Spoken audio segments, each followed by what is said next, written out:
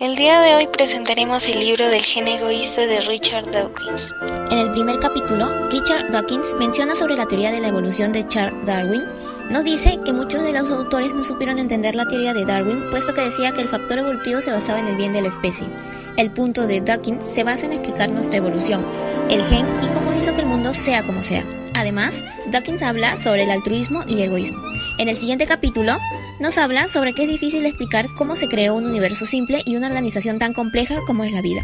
Darwin nos ofrece una solución, la única razonable entre todas hasta este momento. Se sugirió al profundo problema de nuestra existencia. En el tercer capítulo, muestra que una espiral vendría a ser la cadena de cromosomas denominada ADN. El autor nos refiere que mientras más pequeña sea la unidad genética, mayores serán sus posibilidades de supervivencia. Por ende, el gen puede ir en generación, siendo el gen muy probablemente inmortal, siempre en cuando construya una máquina de supervivencia adecuada a su ambiente, el individuo. En el cuarto capítulo, nos habla sobre las máquinas de supervivencia. Las plantas, los animales y los humanos son un ejemplo de estas.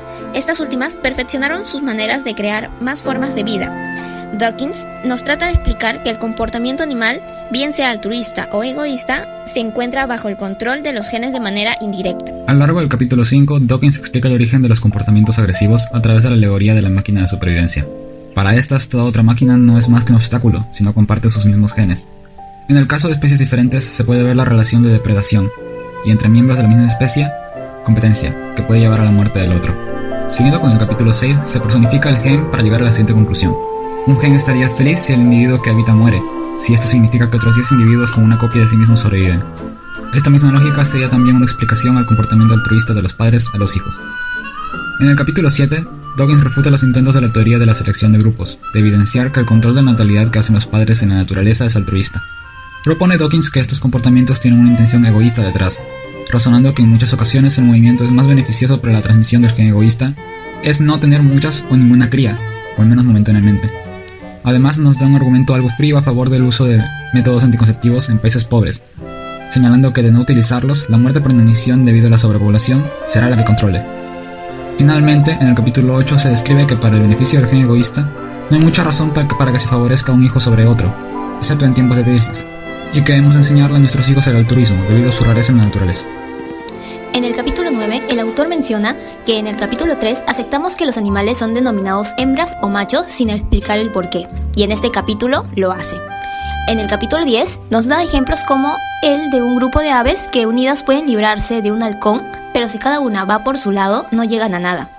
En el capítulo posterior, que es el 11, nos habla sobre el hombre y más específico sobre las máquinas de supervivencia, además de que nuestra especie es única debido a la cultura. En el capítulo 12 habla acerca de los buenos chicos, que hace referencia a los sujetos que ayudan a las otras especies, viendo así mermadas sus propias posibilidades de supervivencia. Y en el capítulo final, que es el 13, aborda la supuesta competencia entre el gen y cuerpo individual, que es el organismo, por el puesto de agente fundamental de la vida o unidad de selección natural.